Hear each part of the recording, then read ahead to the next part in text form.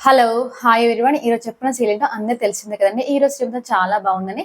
Episode twist మాత్రం భలేగా ఉంటుందని. ఇంకా రవి శృతుల మధ్య అయితే గొడవ జరుగుతా ఉంటుంది. అంటే రవి ఏ ఏ విధంగానైనా వాళ్ళ ఇంటికి వెళ్ళాలనేసి అంటూ ఉంటాడు. అందుకు శృతి మాత్రం అసలుకే ఒప్పుకోదు.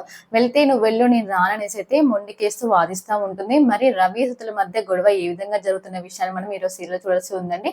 మరోవైపు చూసినట్లయితే ఇంకా బాలు అయితే నడునొప్పితో బాధపడుతూ ఉంటే మరి మీనా ఏ విధంగా బాలుకు ట్రీట్మెంట్ చేస్తూ ఉంటుంది. అది చూసిన ప్రభావతి ఏ విధంగా రియాక్ట్ అవుతుంది అనే విషయాన్ని కూడా మనం ఈరోజు సీరియల్లో చూడాల్సి ఉందని. ఇంకోవైపు చూసినట్లయితే ఇంకా మీనాకైతే శృతి ఫోన్ చేసి తను కలవాలనేసి అన్నప్పుడు మీనా ఏ విధంగా రియాక్ట్ అవుతుంది. మరి మీనాని కలిసిన తర్వాత మరి శృతికి ఏమన్నా చెప్తా ఉంటుంది మీనా అనే విషయాన్ని కూడా చూడాల్సి ఉందని. మరోవైపు చూసినట్లయితే సంజు అయితే శృతి ఎవరు లేని సమయంలో శృతి మీద అటాక్ చేయడానికి చూస్తాడు. అది చూసిన మీనా మరి సంజు చేసే అటాక్ ను అడ్డుకుంటుందా, శృతిని కాపాడుతుందనే విషయాన్ని కూడా మనం ఈ రోజు ఎపిసోడ్ లో చూడాల్సి ఉందని. ఇంకా ఆలస్యం చేయకుండా డైరెక్ట్ అయితే మనం ఎపిసోడ్ లోకి వెళ్ళిపోదామండి. నిన్న సీరియల్ కండిషుభంగా విన్నట్లయితే ఇంకా ఆల్రెడీ అయితే శృతి రవి అయితే ఒంటరిగా ఇంట్లో కూర్చొని ఆలోచిస్తూ ఉంటాడు. ఎందుకంటే వాళ్ళ అన్నయ్య తనని ఆ విధంగా బాధ పెట్టినందుకు బాధపడుతూ ఉంటాడు. అప్పుడే శృతి అక్కడికి వచ్చేసి, ఏంటి రవి ఇంకా పడుకోకుండా అలానే కూర్చున్నావేంటి అంటే, అంటే శృతి నిన్న జరిగిన దాని గురించి అనేసి అంటే, ఏంటి నీకు ఇంకా బుద్ధి రాలేదా, చూసావా నిన్న మీ మీ అన్నయ్య రెస్టారెంట్ లో అందరి ముందు నిన్ను ఎలా కొట్టాడో, అయినా కూడా ఇంకా అదే తలుసుకుని అలానే బాధపడుతున్నావేంటి, ఎందుకు నీకు ఎంత చెప్పినా అర్థం కదా అసలు ఏంది అనేసి శృతి అంటూ ఉంటే, ఏం శృతి ఏం మాట్లాడుతున్నావు, ఏంటి నేను మా ఇంటికి వెళ్ళాలనేసి అనుకుంటున్నాను, కానీ అందరితో కలిసి ఉంటేనే కదా సంతోషంగా ఉండేది, మన ఇద్దరం ఒంటరిగా ఉంటే ఏం బాగుంటుంది, సరే మా అన్నయ్య కొడితే కొట్టని, అంటే నేను చేసిన తప్పే కదా, అంటే అన్నయ్య చెప్పకుండా అలా చేయడం, మన ఇద్దరు పెళ్లి చేసుకోవడం తప్పే కదా, అందులో సహజంగా తన కోపం రావడంలో తప్పేముంది, అయినా ఇంకా మీ బాలు అన్నయ్యనే వెనకేసుకొస్తున్నావా, అసలు ఎలా వెనకేసుకొస్తున్నావు, అసలు ఏంది ఆ బాలు చూడు వీధి రౌడ్లాగా ఎక్కడ పడితే ఎప్పుడు కనబడ్డా నేను చితకబాదుతూనే ఉన్నాడు, అయినా కూడా సరే నువ్వు చేసిన తప్పుకు ఏదో ఒక రోజు క్షమిస్తాడేమో అనుకున్నాను, కానీ మీ బాలు అనే ఒక ప్రవర్తన చూసిన తర్వాత అయితే నాకు మాత్రం ఆ ఇంటికి రావాలని అస్సలే కనిపించట్లేదు రవి అనేసి అంటే, అప్పుడే రవి అయితే శృతి, ఏంటి శృతి అలా అనమాకు, ఎప్పుడైనా మనం ఆ ఇంటికి వెళ్ళాల్సిందే, వాళ్ళతో కలిసి ఉండాల్సిందే, నేను ఫ్యామిలీకి దూరమై ఉండలేను, నాకు ఇప్పుడు చాలా వాళ్ళందరూ గుర్తుకొస్తున్నారు అంటే, ఏంటి రవి నేను నీకు ఉన్నాను కదా, నువ్వు నాకు ఉన్నావు కదా, మన ఇద్దరం కలిస్తే కూడా ఒక ఫ్యామిలీనే కదా, నువ్వెందుకు అలా అంతగానో వాళ్ళ గురించి ఆలోచిస్తున్నావు, అయినా మీ బాలు అన్న ప్రవర్తన చూసావా ఎలా ఉంటున్నాడు, చూడు మీ మీనని తిట్టినట్టు నన్ను కూడా అలానే తిడుతున్నాడు, అతను రౌడీతనం, అది ఇంకా తాగుబోతు అనేసి అన్నీ మాట్లాడుతూ ఉంటుంది, అయినా శృతి నువ్వు మా అన్నయ్యని ఎన్ని అన్నా నువ్వు అన్నా అనకున్నా నేనేమనను, కానీ మన ఇద్దరం ఎప్పటికైనా మా ఇంటికి వెళ్ళాల్సిందే, మా అమ్మ వచ్చేది మాట్లాడింది కదా రమ్మని చెప్పి, నువ్వెందుకు ఇంకా, ఒకవేళ వెళ్తే నువ్వు వెళ్ళు అంటే నా మీద అప్పుడే నీకు మోజు తీరిపోయిందా, అందుకనే నన్ను ఇక్కడ నుంచి అక్కడికి వెళ్ళాలనేసి అనుకుంటున్నావా అనేసి అంటే, ఏ శృతి ఏం మాట్లాడుతున్నావు, మన ఇద్దరం ఉంటే ఫ్యామిలీ ఎలాగవుతుంది, అందరితో కలిసి ఉంటేనే కదా ఫ్యామిలీ అవుతుంది అనేసి రవి అంటూ ఉంటే, ఏంటి నీకు ఒక్కడికి మాత్రమే ఫ్యామిలీ ఉందా, నాకు మాత్రం ఫ్యామిలీ లేదా, మా అమ్మ నాన్న నాకు మాత్రం ఫ్యామిలీ కాదా, అంటే నీకు అన్నదమ్ములు అక్క చెల్లెలు ఉంటే అర్థమయ్యేది ఫ్యామిలీ అంటే ఏంటో అనేసరికి శృతికి చాలా కోపం వస్తుంది. ఇంక ఇద్దరి మధ్య నువ్వెన్ని అని చెప్తూ రవి, నేనైతే ఆ ఇంటికి అస్సలకే రాను అనేసి అయితే శృతి వెళ్ళిపోతా ఉంటుంది. ఇంకా రవి అయితే ఆలోచనలు పడిపోతూ ఉంటాడు. ఇంక ఇక్కడ చూసినట్లయితే బాలు అయితే చాలా నడునొప్పితో బాధపడుతూ ఉంటాడు. అప్పుడే అక్కడికి మీనా వచ్చేసి, ఏంటి మూలుగుతూ ఉన్నారు, ఏంటి నా బాధ నీకు మూగడం కనబడుతుందా అనేసి బాలు అంటూ ఉంటే, అంతే కదా నువ్వు రవికి అలా చేసినందుకు నీకు ఇలాంటి శాస్తి జరగాల్సిందే, నేను వాడిని ఏమన్నా, నువ్వు రవిని కొట్టావు కదా, అందుకనే ఆ విధంగా శాపం నీకు ఈ విధంగా జరిగింది, ఏంటి ఆ డబ్బింగ్ అమ్మ చెప్పినట్టు చెప్తున్నావే, డబ్బమ్మ చెప్పినట్టుగా, ఏంటి డబ్బమ్మ ఎవరు అంటే, ఆ శృతి డబ్బింగ్ చెప్తాయి కదా, అందుకేమో డబ్బమ్మ అన్నాను అనేసి బాలు అయితే అంటూ ఉంటాడు. అప్పుడే మీనా, సర్లే ఇప్పుడు నాకు ఈ నొప్పికి ఏం చేయాలో చెప్పు మార్గం అనేసి అయితే బాలు అయితే అంటూ ఉంటాడు. ఏంటి ఈ చిన్నదానికే ఇలా అంటున్నావేంటి, నేను ఇంకా పెద్ద మొక్కే మొక్కున్నానులే, నీ కారు నీకు తిరిగి వచ్చేది ఉంటే నన్ను నువ్వు గుడి దాకా ఎత్తుకొని తీసుకెళ్లాలనేసి మొక్కుకున్నాను అంటే, ఏంటి బాబు నిన్ను గుడి దాకా ఎత్తుకొని తీసుకెళ్ళడం ఏంటి, ఏ సినిమాలో చూసి నేర్చుకున్నావా ఏంటి అనేసి బాలు అంటే, అయ్యో దానికి అలా కంగారు పడిపోతారేంటి, ఏంటి ఎవరి మొక్కు వాళ్ళే మొక్కుకోవాలి, నేనైతే చేయలేను అనేస్తే బాలు అంటూ ఉంటాడు. సర్లే నీదంతా పక్కన పెట్టు కానీ ఫస్ట్ నా నడునొప్పి సంగతి చూడు అంటే, ఏం చేయమంటారు, నొక్కమంటారా అనేసి అయితే నొక్కుతా ఉంటుంది. ఏంటి పసుపు కుంకుమ పూసినట్టు గంధం పూసినట్టు అంత సుకుమారంగా నొక్కుతావేంటి అనేసి బాలు అంటూ ఉంటాడు. అయ్యో మరి ఏం చేయనండి, ఇంకేం చేయను, సరే జాన్బాం రాయమంటారా అంటే, వద్దు మీనా, చాలా మంటలేస్తుంది, మంటలేసినా తొందరగా తగ్గిపోతుంది బాలు అనేసి అయితే మీనా అంటూ ఉంటే, సరే నాకు ఒక ఉపాయం వచ్చింది, మా వీధిలో అయితే ఇలా నడునొప్పి లేసినట్లయితే కాళ్ళతో తొక్కుతారు.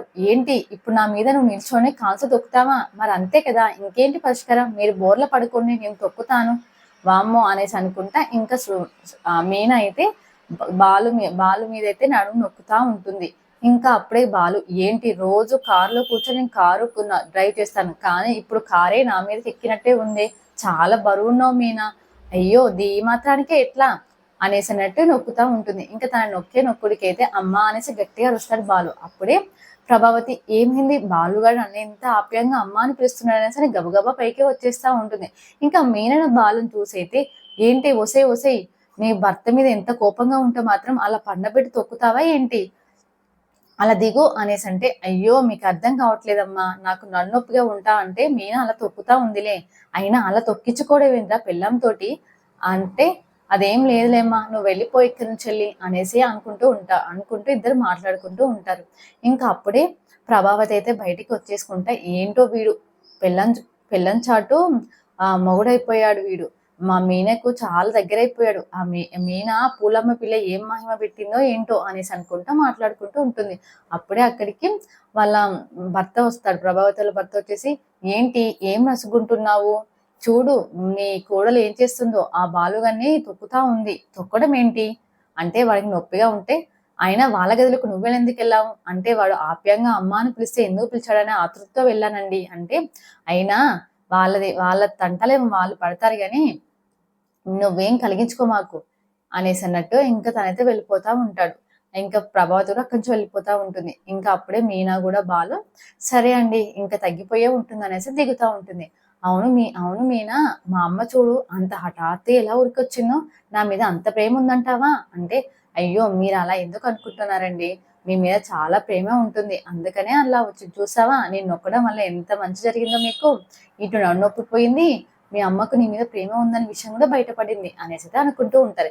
ఇంకా ఇక్కడ చూసినట్లయితే రవి అయితే తన లంచ్ బాక్స్ పెట్టుకుంటూ అయితే మనోహరికి ఫోన్ చేస్తూ ఉంటారు. మనోహర్ ఇక్కడ ఇంకా బాడీ అంటే ఇంకా వ్యాయామం చేస్తూ ఉంటాడు. అంటే చేస్తున్న సమయానికి ఇంకా రవి ఫోన్ లిఫ్ట్ చేయడంతో, ఏరా మనోజ్ ఏం చేస్తున్నావు, ఏరా నువ్వేంటి నాకు కాల్ చేస్తున్నావు, నాకు ఎప్పుడు కాల్ చేయవు కదా అంటే, నీకు 2-3 సార్లు కాల్ చేశానులే కానీ నువ్వే పట్టించుకోలేదు అంటే, సర్లే ఇప్పుడేంటి అనేసి మాట్లాడుతూ ఉంటారు. అప్పుడే ఇంకా నిన్ను అమ్మ వచ్చిందటగా నీ దగ్గరికి నిన్ను తీసుకురానికి, అమ్మ వచ్చింది రైటేరా కానీ బాలు అన్నయ్య ఒప్పుకోవట్లే కదా, నువ్వేం కంగారు పడమాకురా, అయినా మంచి డబ్బున్న అమ్మాయిని పట్టుకొని పెళ్లి చేసుకున్నావు కదా, అయినా మంచి నీకు జాబ్ ఉంది, ఆ అమ్మాయి కూడా జాబ్ చేస్తుంది, ఇలాంటి వాళ్ళు ఉన్న వాళ్ళని ఎందుకు ఆహ్వానించిన ఇంట్లోకి, నిన్న అమ్మ నాన్నతో కూడా మాట్లాడింది, అంతేకాకుండా నేను కూడా చెప్పాను, ఇంకా ఏ విధంగానే మీరు ఇంటికి వచ్చేస్తారులే, నువ్వేం కంగారు పడమాకు, అయినా నీకు మంచి ఆ డబ్బున్న అమ్మాయి దొరికింది, అంతేకాకుండా మీ మామగారు కూడా చాలా ఆస్తిపరులు, అయినా రోహిణి వదనకి ఏమైంది, వాళ్ళ నాన్నగారు కూడా ఆస్తిపరుడే కదా, మలేషియాలో జాబ్ చేసి బిజినెస్ ఉంది కదా, అయినా అన్నవరా రవి, నాకు ఉన్నంత మాత్రాన ఎప్పుడైనా ఫోన్ మాట్లాడినా ఏంటి, అదంతా ఉత్తుత్త మాటలే అనేసి అనుకుంటూ ఉంటాడు. అయినా అన్నయ్య నీకేదో జాబ్ లేనట్టుగా డబ్బు కోసం ఏదో వెతుకుతున్నట్టుగా అలా మాట్లాడుతున్నావేంటి అనేసరికి ఇంకా మనోజ్ ఎక్కడ తన జాబ్ విషయం బయటపడుతున్నా, సరేరా నాకు జాబ్కి లేట్ అయిపోతుంది అనేసి ఫోన్ పెట్టేసి వెళ్ళిపోతాడు. అప్పుడే ఇంకా రవి కూడా, సరే అన్నయ్య శృతి కూడా వస్తుంది అనేసి అయితే ఫోన్ పెట్టేస్తా ఉంటుంది. ఇంకా ఇక్కడ చూసినట్లయితే శృతి వెంటనే వచ్చేస్తా ఉంది రవి దగ్గరికి. ఎవరితో మాట్లాడుతున్నావు అంటే, మనోజ్ అన్నయ్యతో అంటే, ఏంటి నేను రాగానే ఫోన్ పెట్టేస్తున్నావు, ఇదే పంచి నేర్చుకుంటున్నావు నువ్వు అనేసి అయితే శృతి రవిని అడుగుతా ఉంటుంది. అదేం లేదులే మా అన్నయ్యకు ఆఫీస్ టైం అయిపోతుంది అనేసి ఫోన్ పెట్టేశాడు శృతి, అయినా మా అన్నయ్య మా అమ్మ వాళ్ళందరూ ఒప్పుకున్నారట మన ఇద్దరిని ఇంటికి రప్పించనీకి అనేసి రవి మళ్ళీ ఇంటికి వెళ్ళే టాపిక్ గురించి మాట్లాడుతూ ఉంటారు శృతి దగ్గర. ఇంకా శృతికి అయితే చాలా కోపం వస్తూ ఉంటుంది. ఎన్నిసార్లు చెప్పాలి రవి, ఇంకా చిన్నపిల్లలాగా బిహేవ్ చేస్తావేంటి, మీ అమ్మ నాన్న అక్క చెల్లె అన్నయ్య అంటూ పట్టుకుని వెళ్ళాడతావేంటి, నేను ఉన్నాను కదా నీకు అంటే, అది కాదు శృతి, నేను చిన్నప్పుడు ఎంత బాగా మా అన్నయ్యతో మా అమ్మ వాళ్ళతో ఉండేవాడిని, నాకు అవన్నీ జ్ఞాపకాలు గుర్తొస్తున్నాయి, ఏంటి చిన్నప్పటి జ్ఞాపకాలు, చిన్న పిల్లలా బిహేవ్ చేస్తావు రవి అన్నట్టుగా శృతి మాట్లాడుతూ ఉంటుంది.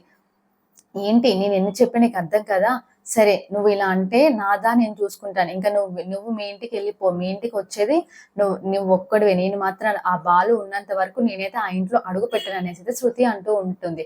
ఇంకా ఏం చేసుకుంటావు చేసుకో అనేసి అయితే బయటికి వెళ్ళిపోతా ఉంటుంది. వెళ్ళిపోతే రవి కూడా శృతి వెనకాల వెళ్ళిపోతూ ఉంటాడు.